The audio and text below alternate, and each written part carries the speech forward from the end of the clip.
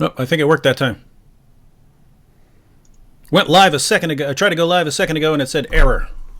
But I'm seeing comments pop up. Let me just make sure that we actually pop up here on the screen. Oh, I believe we are live. I'm seeing us. Okay. That's weird. You saw us before I did. Interesting. Anyway. Hello, everyone. Hi, everyone. It's TikTok. TikTok, time to rock. Yeah, TikTok. It's David Wood and the Apostate Prophet. And we are here to discuss recent events. How you doing, AP? I'm doing well. Quite stressed, quite busy about the whole issue yesterday that we all experienced, we all saw. Yeah, but I'm glad to be here so we can discuss all of that. Yeah, Robert and I were we were talking about our sort of initial reaction whenever there's breaking news of a terrorist attack, right? I mean, if it's, guy in a car plows through a bunch of people, you might be thinking, was this an accident? Was this a guy who had a heart attack at the wheel or something like this? But then you start thinking, well, in recent years, there have been lots of vehicular jihad attacks.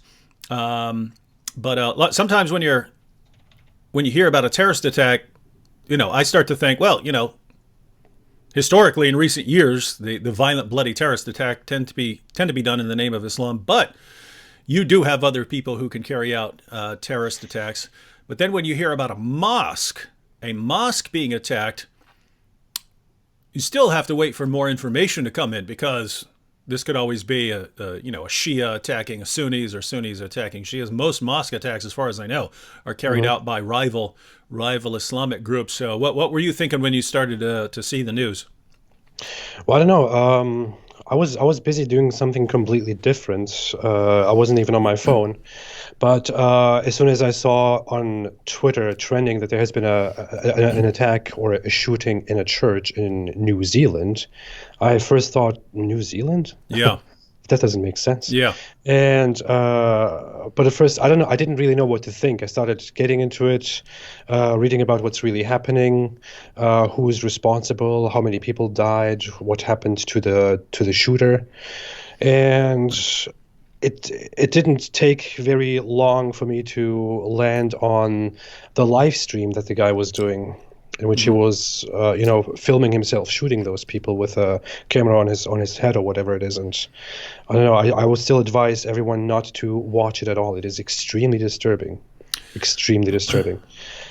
Yep, I didn't watch it, and I have no plans to watch it. I've seen enough bloodshed in my life, so unless I have some good reason to, like if I were writing something on it or something like that. But so did you hear him say, like, subscribe to PewDiePie or something that he? Yeah, well, heard he does this thing. He gets out of. I didn't watch the entire video. I watched it like in parts, especially the one where he shoots people, which was the most disturbing. But at the beginning, he's in the car and he says, before getting out, subscribe to PewDiePie, which is a completely dumb thing to say of him.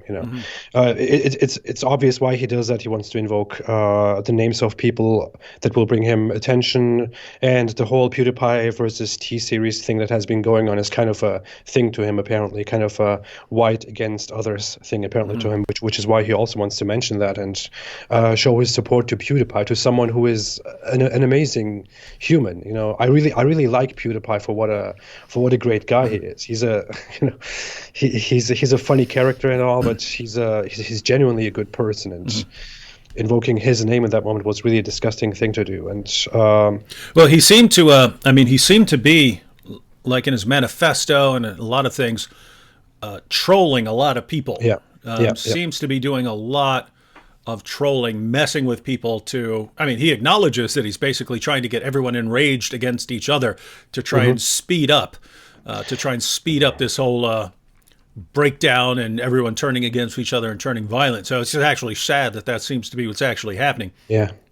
Well, the thing is, it was completely stupid how the people reacted to him trolling everyone about Candace Owens, for example. That's actually I didn't know that there was a manifesto until then. I saw, because I'm subscribed to you, so I saw your response to Candace Owens pop up, and then I clicked on what you were responding to, and then I saw that people were posting clips from screenshots of the manifesto that were mentioning her. Now, what did you think about that? Because you were actually critical of her response, the way she was responding. Well, I have a personal thing.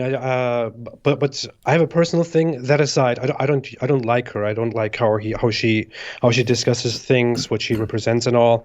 Although I mostly agree with what she stands for. But the thing is, people have been baiting. They have been taking the bait on this shooter, on this terrorist, trolling everyone about Kenneth Owens. If you read the manifesto, he's obviously trolling. He's saying something like, I don't like her policies. I find them too harsh, even for my taste. Stuff like that. That's obvious trolling. Yeah, everyone should see that. But the thing is, he trolls, and people suddenly start taking that seriously and going after Kenneth Owens. But Kenneth Owens' reaction doesn't make things better. She made 2 tweets in response to all of that. In 2 tweets, she's laughing hardly. She's like she's posting stuff like LOL, 5 laughter emojis. And just to be clear, she's not laughing at the terrorist attack. She's laughing at people who are trying to connect her to the just for viewers or something like that who didn't see the exchange. No, fair enough. I should have said that right away. But it's just a horrible thing to do in that moment. When a terrorist attack happened on the other side of the world, 50 people died, and your name is being cited, you should probably take a moment and make a statement and say, I find this abhorrent and disgusting. I have nothing to do with this, and every kind of violence in this type is completely wrong. Whatever, you could make a proper statement about these things, but instead making fun of people, accusing her, laughing about them, typing LOL, putting emojis there, and then just starting to attack those who attack her instead. That just appeared extremely stupid to me. That's why I criticized her a bit harshly and thought she was not very bright in that moment. But yeah. So for anyone who doesn't know, Candace Owens is a black conservative who is mostly known for telling black Americans not to be completely loyal to the Democratic Party. So insofar as that's her position, I'm all for saying, hey, don't be completely loyal to any political party, because as soon as they know they can count on your votes, they don't really have to do anything anymore that you're interested in, as long as they know they have your undying loyalty. But yeah, I was thinking something along the same lines once I was actually reading the tweets, that lots of times people like the aggressive, mocking responses to stupid accusations. There are lots of situations where if you're accusing someone of something, just an aggressive, mocking, condescending response would be exactly what you want. But I mean, right after a bunch of people got slaughtered, not in great taste. So it's not to say that she was wrong for just saying, "Come on, you guys are morons for trying to associate me with that." But man, it's a rough time, rough times. I'm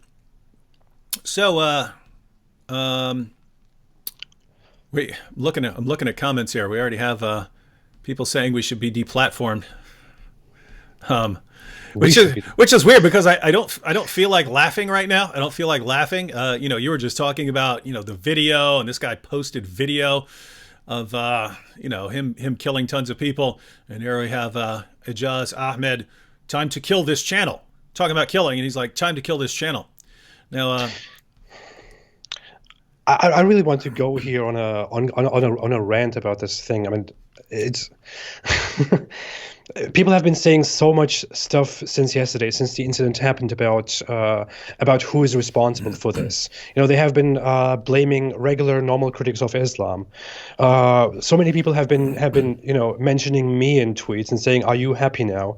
and stuff like that. You have probably received the same thing. You have been receiving the same thing here with your in your conversation with Robert Spencer, and so many others. People are citing Ayan Hirsi Ali and whoever you can think of. But people have obviously not thought it through, and they have also never read the manifesto of this killer, of this murderer. It was a disgusting incident. It was a disgusting act. It is terrible. I have seen the video, and this guy is walking in there and shooting people relentlessly. He's shooting people who have already been shot at, who are laying on the ground and begging for their lives, and he's just giving them another bullet and walking away as if nothing is happening, which is disgusting.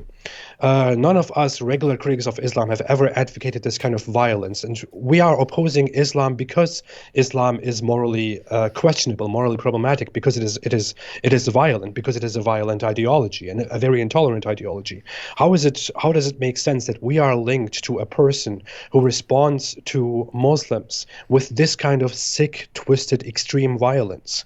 Also, if you look at the manifesto of this person, his deal was not with Islam, and his deal was not with what Islam is as a religion, or what Muslims believe in, how Muslims live, and so on. It has nothing to do with that at all. It wasn't about your regular accusation of Islamophobia or anything. It was about white genocide, as he believes what is happening, and also about birth rates. He clearly explains that he... That's how he starts off the manifesto. It's the birth rates. Yes. It's the birth rates. It's the birth rates, yeah. That's the main thing. That's the main theme of his manifesto throughout the entire paper. And he also clearly states that he doesn't dislike Muslims, and he doesn't have particularly anything against Islam as a religion. He just he also points out that he visited countries before, including Muslim countries, including different cultures, and he liked going there and interacting with people and being hosted and this and that. He explains that he targeted the Muslim community in his mosque because mostly because Muslims have the highest fertility rate around here, the highest fertility rate globally. And he thinks that such a high fertility rate causes a problem in terms of replacing the white population with a different population, in this case, the Muslim population. And he also says that he targeted especially the Muslim population because Muslims are the minority that we all talk the most about, and attacking Muslims would bring him the most attention. He also goes on afterward in how all kinds of immigrants are the target. Every kind of immigrant, every kind of non-European, non-white immigrant is the target. So this guy's a deal. He also calls himself clearly a racist. No one who criticizes Islam and stays by criticizing Islam calls himself a racist, because we are not racists. This guy calls himself a racist. It is very clear. There is a very clear distinction. This guy has nothing to do with the regular right-wing politics and people on the right wing. This person has nothing to do with regular conservative, with regular Christians. He also says that he's not a Christian. He says it's a complicated issue, and he will let us know once he knows, which is weird. While he has a pagan symbol on his manifesto, and his manifesto is also ended with "We will see each other in Valhalla," and he has also nothing to do with the regular critic of Islam, with a regular person who thinks that Islam is a terrible religion. And especially nothing to do with a former Muslim like me, who criticizes Islam because he left Islam at some point and thinks that it's a thing worth talking about. But people have been twisting this so much, and especially the Muslim community has been twisting this so much, we can't even talk properly about this anymore. Well, that was a good little rant there. Thank you. Yeah. Someone said it was a mosque, not a church. Yeah, we know it was a mosque. I think the location was Christchurch. Yeah. That's the city name. The city name is Christchurch. So when we say to the attack in Christchurch, we know it's an attack on a mosque, but that's the city where the attack occurred. All right, we'll go ahead and start looking at some comments here. Now, trying to scroll down.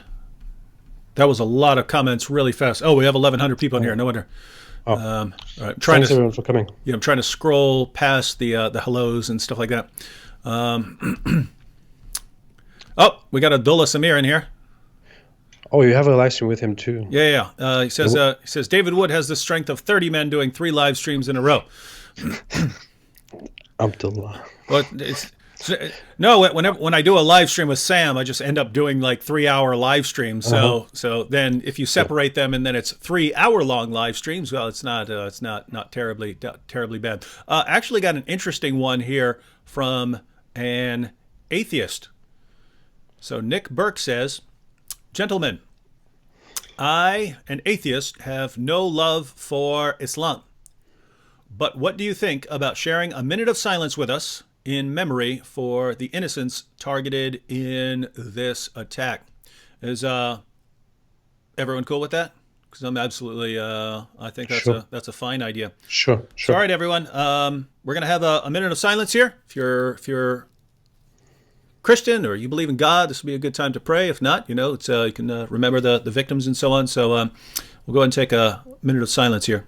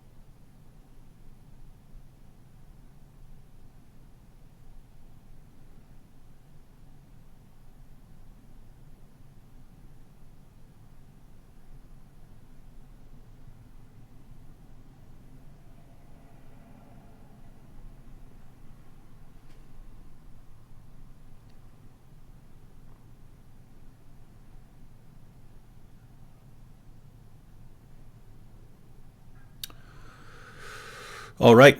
Now, just to clarify, AP, Yeah, are you a white supremacist? sometimes. No, I'm not. I'm clearly not. No, no. All right. So you are not. Have you ever been a white supremacist? No, I was interested in some very far right ideas in the past at some point, but I have never been a white supremacist. Are you a white nationalist? And for everyone who doesn't understand, white supremacist would be someone who believes that whites are superior to non-whites and have to be in that position. A white nationalist is just someone who believes like that white people need their own homeland separate from other people to keep everyone and sort of separate so that you don't dilute the different ethnicities. So, are you a white nationalist? No, I am not. As far as Islam is concerned, do you advocate killing Muslims? No, I don't. I Not have not never done so. not ever. Like, what if someone was like coming to blow you up or something like that? Well, that's different. Okay, in that situation, but not anyone who's not doing that. No, especially not anyone who is uninvolved. You never know. We're talking about innocent people here in this case, just people who this guy found randomly inside a mosque. People who just went there to pray. There are people among them who have probably been forever Muslims without ever thinking about it, who have probably never been involved in any social political thought process in any situation like that, who never thought these things through, who never had any position on anything like that. Just innocent people who grew up with this religion, who have been believing in this religion and who have been practicing it, and who were just looking for peace on that day. I might be so much against Islam, but I can't deny that many Muslims, when they go to the mosques, just like many people of other religions, are just looking for recognition from their God that they believe in, and looking for peace and forgiveness. As an atheist, by now I can still respect that.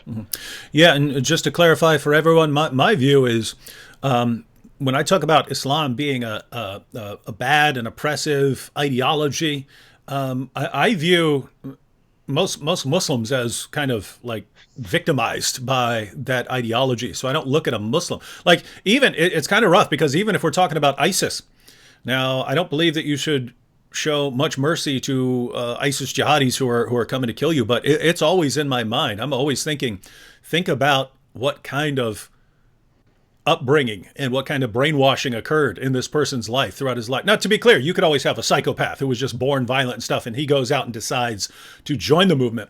But you do have people like the teenage girls who are running out to join it. I mean, what kind of manipulation and indoctrination did these kinds of girls and young people go through, either from their friends or from family or from their leaders? What type of indoctrination did they go through to make them convinced that the best thing they can do in life is go join a massive terrorist organization? So it's always in my mind. So even in that, even in that, in those situations, it's not, oh, you horrible, evil person. It can be, but it can also be, wow, you are someone who's been manipulated all your life, and you just don't see how bad you don't see what this ideology has done to you.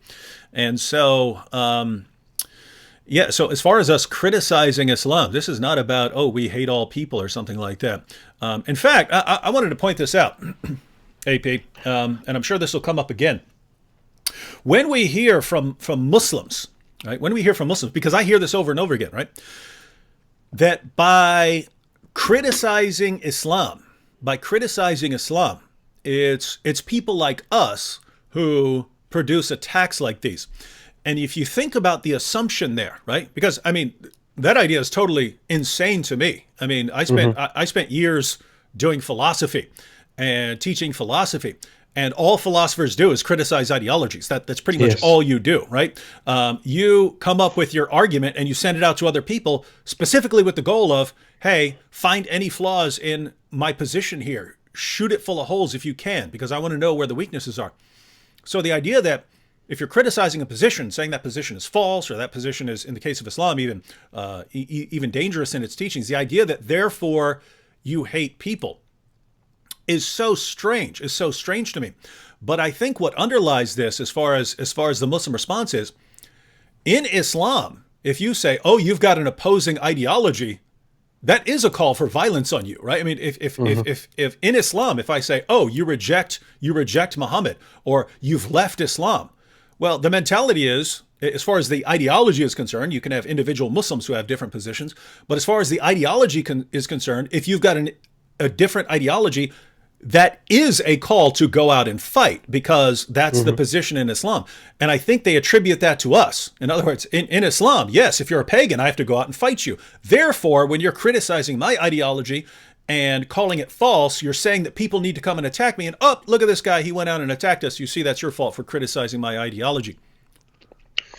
You know, the thing is, I don't even think it's that sophisticated for most people who propose that we are somehow responsible for, for these attacks because we are criticizing Islam. I think people are just acting very emotionally and very childishly to these situations. We are here. We are supposed to criticize. We are supposed to talk about an ideology, about a religion that has its flaws. It has that has very clear scripture in which so many things are proposed that are unthinkable, that go to such extents if they were implemented or proposed anywhere in the West today by a legal party. We would all come together and condemn that and make that impossible for them. So of course we will gather here, especially with our values of individualism and freedom and human rights and liberties.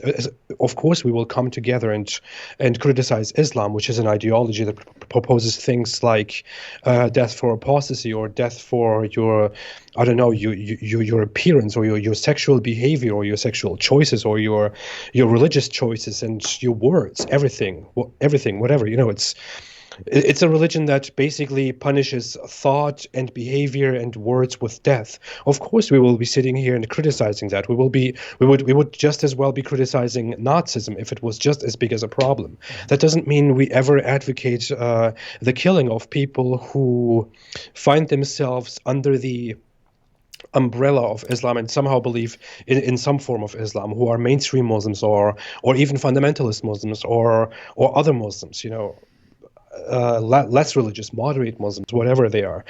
We have never been advocating the killing of those people. And I really need to say this. I see people here in our audience, elsewhere. I've seen people on Twitter, people who have supported me before. Or I see also Muslims come here. And the two things they say is, people who are against the Muslims say something like, "Oh, you shouldn't feel bad about all of this. This is what's bound to happen. I have nothing against the killing of Muslims," and so on. You know, very, very despicable stuff. On the other side, a Muslim comes and says, "Well, AP David Wood, you actually don't feel bad about this at all because Yeah, let me we let me all." let me post one right here. That's right in front of me here. He says, "You people are very happy today." So he's saying we're happy. Yeah, We're happy about yeah. the killing of people in the mosque. Yeah, go ahead, continue. Yeah, yeah, and other people like that come and think that we are totally happy inside, and we are just pretending not to be, because that somehow benefits us for some reason. I don't know, but I really want to say to those people, if you really, to the Muslim, I want to say, if you really come in this moment and accuse us, who engage in reasonable talks with you, while your religion orders the killing of me and David Wood for his criticism, for example, is there really any point in having any further discussion if the first thing you can do is to come and accuse us of being dishonest and murderous and whatever? Is this really how this conversation is supposed to go? Because this is really not what this is about. We are criticizing Islam because we obviously see moral problems within Islam. If you agree with them or disagree with them, that's a different issue. You might disagree with them and think that we are talking nonsense. That's fine. We can agree to disagree, or we can fight about that forever. But going to such levels and accusing each other of being happy about the killing of Muslims, that's just the same thing as me saying that you are happy when a terrorist attack happens. That's just the same as me saying that, which I never said and will never say, that if a terrorist attack happens in the middle of London, it's also your fault as a Muslim, or it's also the entire Muslim world's fault. That's the exact same thing. And I never did that. So it's very inappropriate, to say the least, that a Muslim comes and says such things to us. It's also a very wrong way to go. I'm not offended about that, but it's just stupid and childish. We don't do that. To the other person who comes and says that we shouldn't feel bad about this, and that there was nothing wrong with killing Muslims, and that this was bound to happen, and it will keep happening, and so on. I want to say this is really not the way to go. You know, I have a very big problem in fundamentalist Muslims thinking that it is Allah's order to fight the non-believers, to enslave the non-believers, and not to enslave the Muslim, for example, or to kill the apostate, or to punish the blasphemer, whatever. Because one thing that I always say, that I always raise it as an objection when fundamentalist Muslims say stuff like that, is how can you really expect people to come closer to your religion and understand your religion when you directly believe in pushing them away and punishing them and being hostile against them? And I just want to reflect here for a second and say, if we have a problem here with Islam, and we want to convince people that there is a problem with Islam, and we want to convince Muslims that there is a problem with Islam, how can we expect that to be in any way successful while we are going around vilifying every single Muslim who has never been involved in anything bad at all? If we are going to applaud the killing of Muslims, if we're going to just laugh about this incident or ignore this incident altogether, that's just not the way to go. Yeah, and the issue of consistency that you brought up is huge. So I hope the Muslims who are saying we must be happy actually paid attention there, because as AP pointed out, you saying, "Oh, you're happy because a bunch of Muslims got killed." That would be the same as us saying after every terrorist attack, and they happen regularly, right? Where Muslims kill a bunch of people in India or the Middle East or Africa or Europe or something like that. That would be just like us saying after every terrorist attack, running out to Muslims and saying, "You must really be happy now. You must really like that. You must like it that all those people got killed."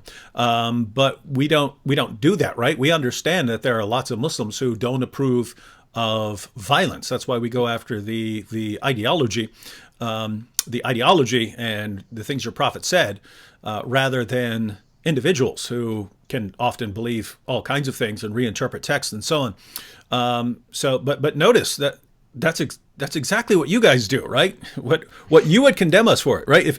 If after a terrorist attack we ran to you and said, "See, that's what you like. You like these terrorist attacks," you would say, "What an awful, horrible person you are for saying that sort of thing." And yet, exactly how Muslims have been coming to me all day, right?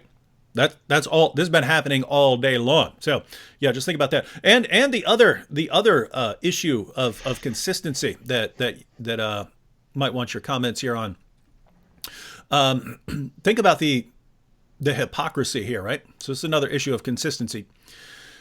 When there is an Islamic terrorist attack, you can have a Muslim releasing his video beforehand saying, because you people have made mischief in a Muslim land, and because I am commanded to kill you in the Quran, Surah 5, verse 33, that I'm commanded to kill and crucify and dismember people who make mischief in Muslim lands. That's why I'm going out and terrorizing you right now.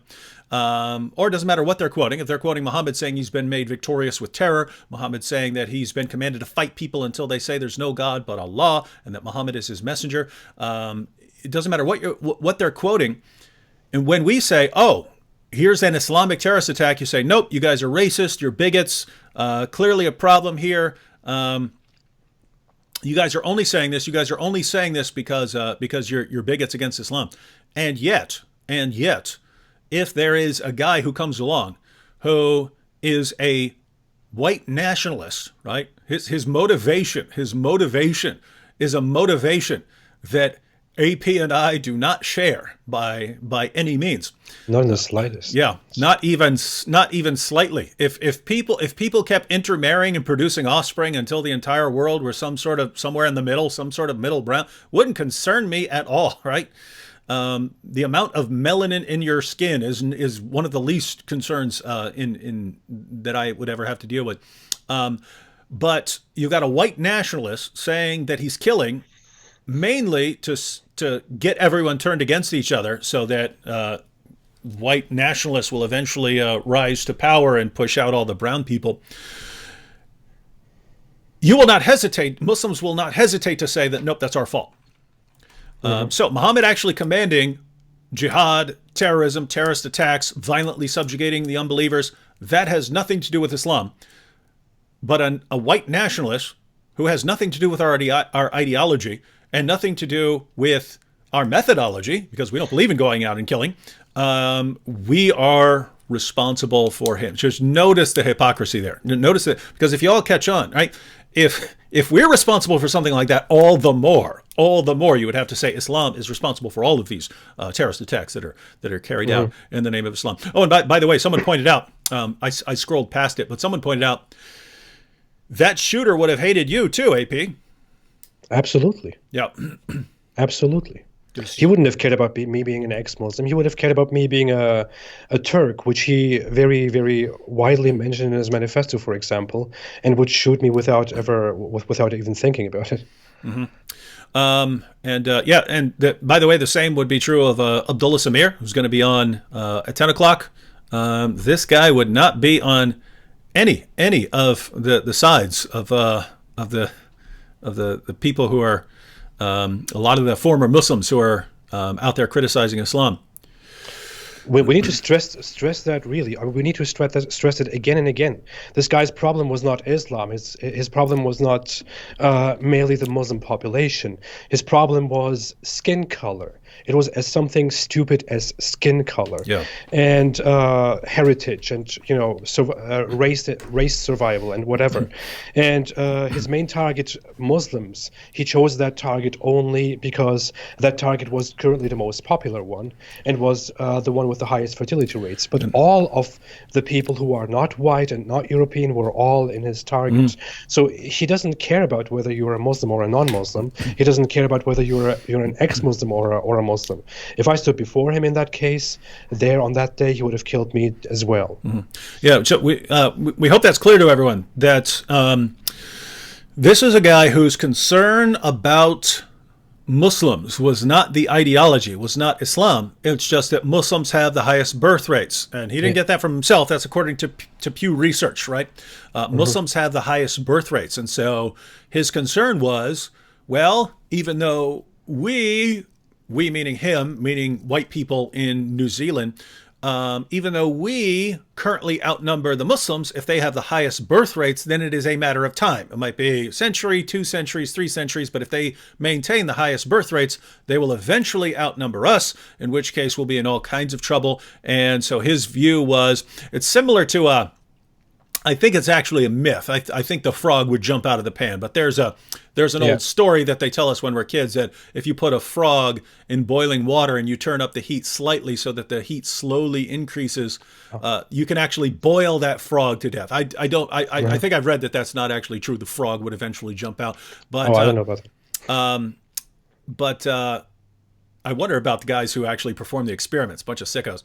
But I think his idea was, well, if we just let things go the way they're going now, then Muslims are going to slowly take over by birth rates, and then white people are going to be the minority. Can't allow that. And so instead of letting that slowly happen, we need to do everything we can to get a violent revolution. And so his idea, I'll go shoot up a mosque. That's going to get Muslims angry at critics of Islam, and it's going to have critics of Islam deplatformed because they're the ones who are producing this violence, and the deplatforming and the silencing them, that's going to make them rise up and revolt more because now they're going to believe they're being persecuted, and everyone's going to end up in a big war, and we could speed up this process a lot. And yeah. Also in pushing left against right, right against left, opening the gun debate, trying to cause a civil war on that. This guy said something in his manifesto which is very, very important to say, I think.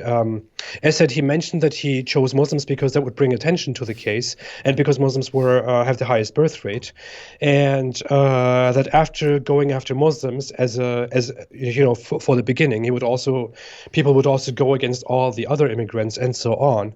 But he said this, which I kind of put into my notes: the aftershock from my actions will ripple for years to come, driving political and social discourse, creating the atmosphere of fear and change that is required. This is the definition of terrorism. This is exactly the definition of terrorism: to go after completely uninvolved people, kill them, or cause extreme violence in order to create change forcibly through fear within society. And this was exactly this guy's cause. He knew exactly what he was doing, and people are eating that up right now and actually doing what he wanted everyone to do. They are fighting over this now and being afraid about this now. Yeah, and by the way, everyone, that's important to keep in mind, the definition of terrorism that AP just gave, because every time there's a mass killing in the West, everyone says, oh, well, why is it not killed a terrorist attack? It's because the guy's not a Muslim. Well, no, it's because if he's not doing it for the sake of some ideology that he's trying to further by terrorizing people, then it's just mass murder, right? Someone can be like having a bad day and decide to go kill a bunch of people and I'm going to go shoot a bunch of people because I want everyone to be as miserable as I am. That's not a terrorist attack. That's not a terrorist attack. It's a terrorist attack if I'm going to go kill these people so that my political position gets attention or notoriety or something like that. Here's a comment. He had so many deluded positions too. He thought this action would cause a big series of events and movements, and eventually, I think he said in 27 years, society would change and would start to appreciate him, and he would probably receive a Peace Nobel Prize, just like Mandela. That's what he says in his manifesto. It's an extremely sick person. I don't know what to say. Yeah. Now, you Muslims who are sending us messages saying you guys must really be happy.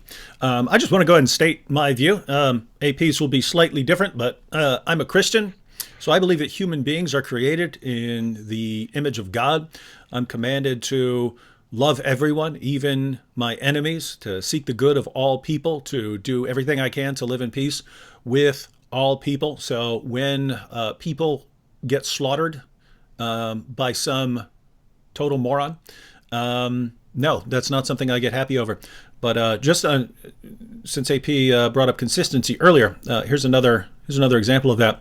So this is from a woman who says, my whole family was executed whilst blindfolded in North Iraq.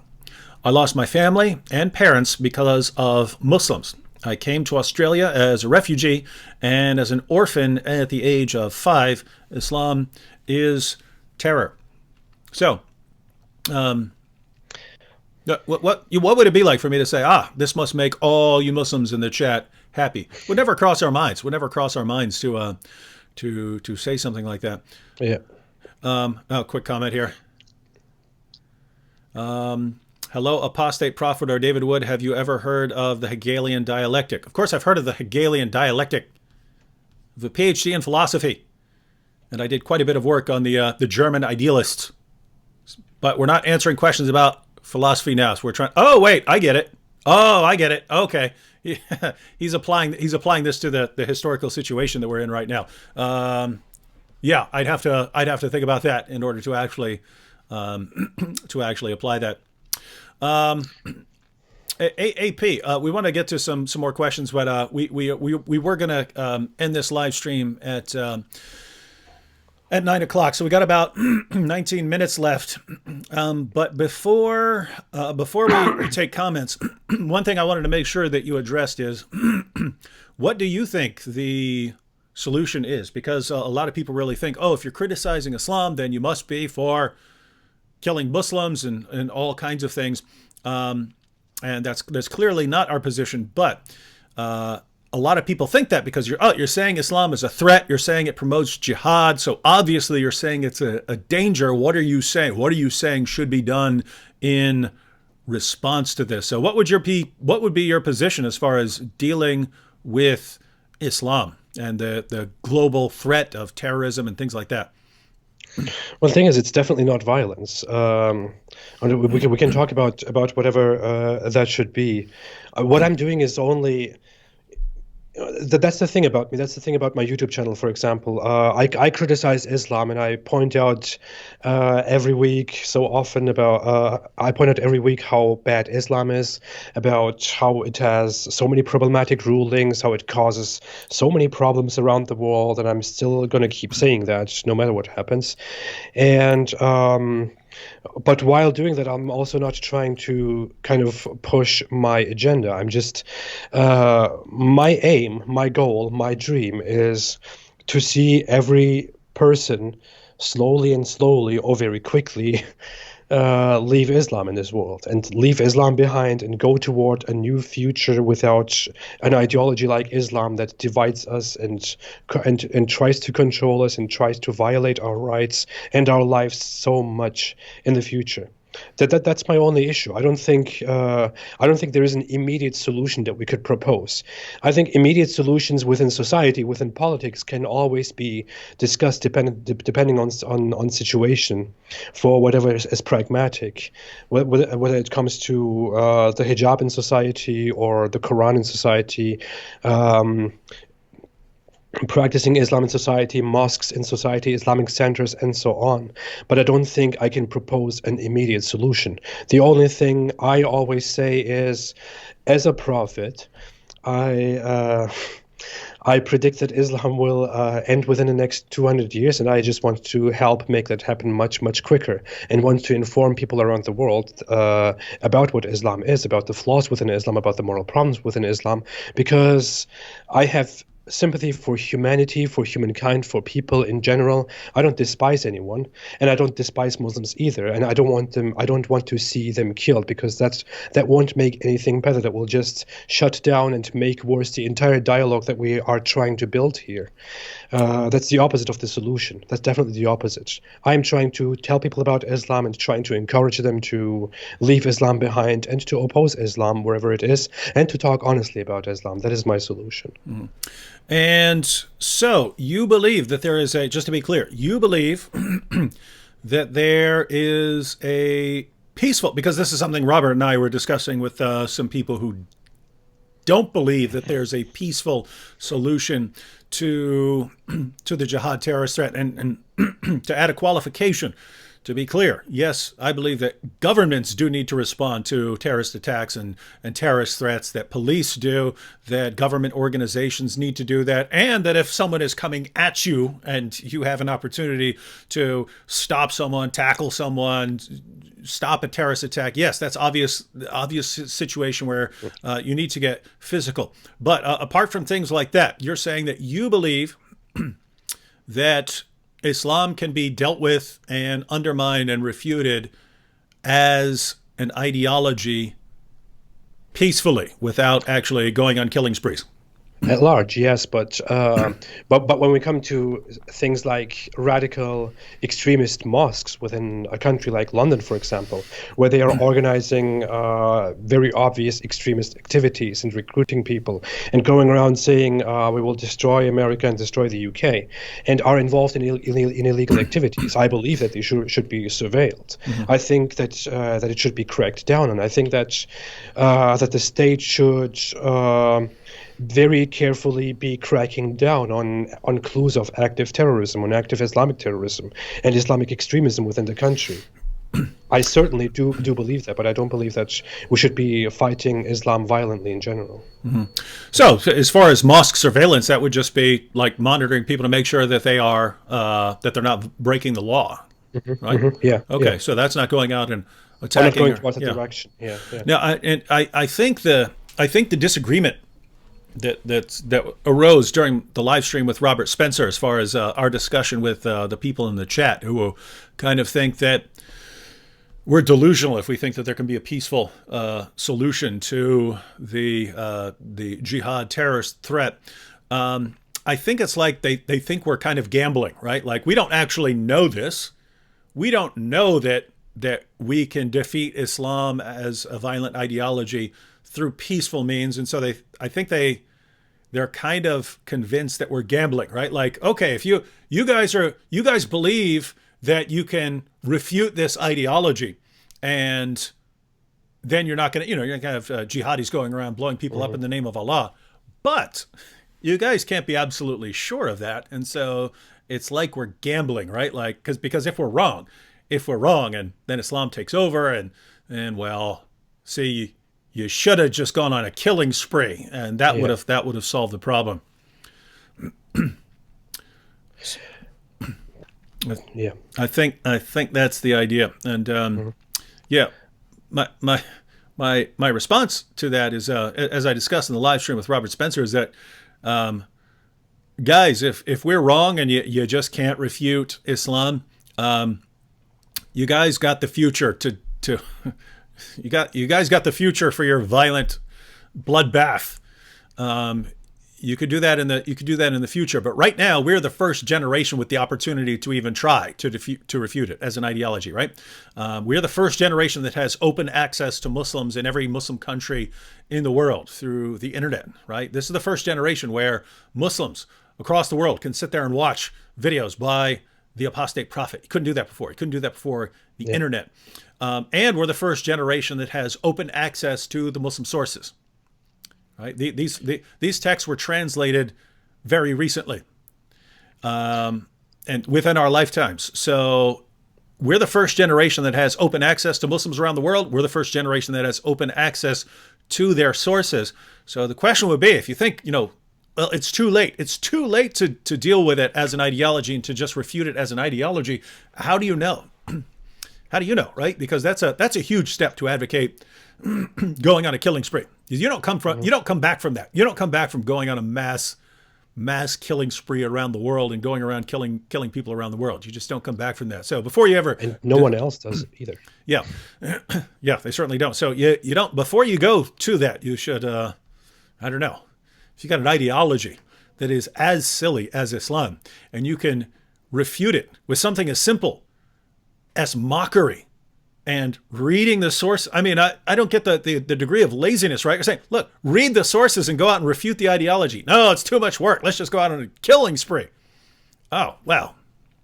That's rough stuff. It should never come to that phase at all, and I don't think it will ever come to that. People are much too sane to ever go into such a direction. I mean, of course, if I don't think that will happen either, but if there is a big attack from the other side and things escalate, it might come to that, of course, whatever. But I don't think we will have a big phase of violence between these groups, and I also don't think that the solution lies therein. So I'm definitely not an advocate of that at all, and I think together we will get rid of this by informing each other and opening our minds and making mockery too, by the way. And anyway, we should also talk lastly about how no matter what terrorist attack happens, no matter what is going on, this will definitely not change the discourse, and will definitely not mean that we are making that we are being soft on Islam now. Oh, wait. No, it might change the discourse. You might get deplatformed. They can always YouTube can always say, because I mean, you even saw it. It's been comments over in the chat. Report this channel. Report this channel. Report this channel for what? For criticizing Islam. Okay. Do we need to report Muslim channels for advocating the Quran, which calls for the violent subjugation of the entire world? No. You don't report those channels. Just report this channel that advocates peacefully criticizing Islam as an ideology. Yeah, check that. I put this up on the screen. Apostate Prophet, are you for self-defense? I think we already addressed that, but yeah, just because of course, yeah, completely. All right, you could go ahead, AP.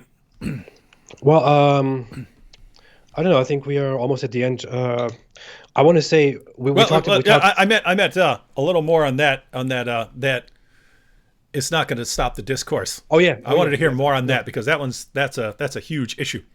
No, that's what I want to come to. Definitely. We've been talking so much about how the nature of this terrorist attack, what is happening, the responses, what we think about it, and so on. How brutal it was. I found it extremely disturbing, extremely brutal. I really felt horrible after watching that, after getting the news and all. And for the moment, I didn't even want to talk about the bad sides of Islam and problems within the Muslim community. I wanted to release a different video about dawah strategies, for example, which I wanted to publish today or tomorrow, but I just thought it's probably not the right time to publish that video because of the connotations of that. But still, no matter what happens, no matter if there's if a big terrorist attack happens that targets innocent Muslims, which I and you agree are innocent people, mostly or most likely, this doesn't change the fact that Islam is still a global problem. Islamic terrorism is still a global problem. Islamic terrorism still appears here and there in very horrible forms and is fueled very often by Islamic clerics, by the fundamental scripture of Islam, by the Hadith and the Quran, and we can directly point at places in the scripture to tell everyone where that comes from, and we do that very often, you and I. So no matter what happens, no matter who is the victim, no matter what is going on, there is still a problem, which is Islam, which is a very bad ideology, which we oppose because of its moral problems, but also because of different issues. But I mostly because of its moral problems, because of how violent and how intolerant and how brutal and monstrous it is. And a terrorist attack which is just as unthinkable, just as brutal, just as terrible, won't just erase this one problem that we have. So I will keep saying, as long as this problem exists, which makes lives horrible, especially the lives of Muslims who suffer from this ideology, just like I suffered, I will still keep telling them to stay away from Islam. Yeah, and I agree. But I had a similar reaction in that I had two brutal videos coming out this weekend. One is the Jihadi Klansman video, where making a video about the Ku Klux Klan converting to Islam because they find out that it's a white prophet with black slaves who hated Jews. That one and another one, which is an R. Kelly. There's a popular R. Kelly interview going around. R. Kelly accused of basically starting a kind of weird sex cult and so on. But we're having an R. Kelly / Muhammad interview where the BBC interviewer gladly condemns R. Kelly for him starting his religion around his sexual urges, but praises and honors Muhammad for doing the exact same thing. So we're gonna do that, but yeah, I'm probably going to hold off for a couple days and post those same time next week, but they're still going to be posted. So yeah, this doesn't get to stop. So new videos are coming. Yep. Fun. Here's a question for me. David Wood, if Apostate is a non-believer, what is the benefit in the light of Christ to team up with a non-believer? He is lost, same as a Muslim from a Christian view. I think that's an absurd ideology that you can't Like how far are you going with that, right? Like, don't be on the same sports team. You're sounding like Muhammad. Don't be friends with in the Quran, Surah 5, verse 51. Don't be friends with Jews or Christians. You don't know what you're talking about there. No, the idea is we have multiple goals in this world, right? Even as a Christian, I'm commanded to honor all people, to pursue peace with all people, and that means dealing with Islam, right? That means dealing with Islam. If you really want what's good for people, you shouldn't want Muslims going around violently subjugating the entire world or killing people, killing Christians, killing apostates. You shouldn't want that sort of thing.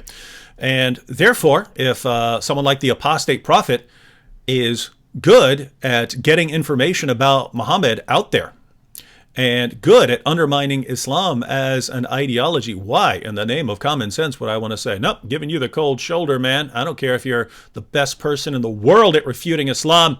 We don't care about jihad. We don't care about all the people slaughtered in the name of Allah. All I care about is whether you're a Christian. No, come on. We have a world to live in here, and we should want peace with Muslims in this world, and not a violent bloodbath. Yeah. All right, AP. Well, we got a couple minutes left. What are your final thoughts on all of this? I don't know. I kind of said my final thoughts already, but yeah.